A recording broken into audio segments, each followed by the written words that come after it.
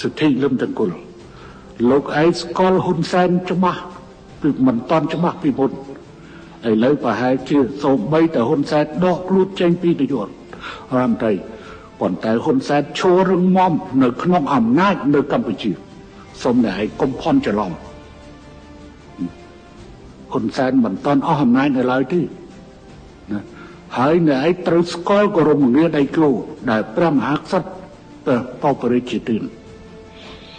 អ្នកកុំចង់ប្រហើនជាមួយកម្ពុជាហើយមើលស្រាលចំពោះកម្ពុជាហ៊ុនសែនបានគ្រប់គ្រងប្រទេសនេះ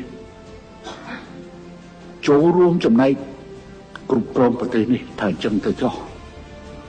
រយៈពេល47ឆ្នាំហើយអ្នកល្មមដឹងថា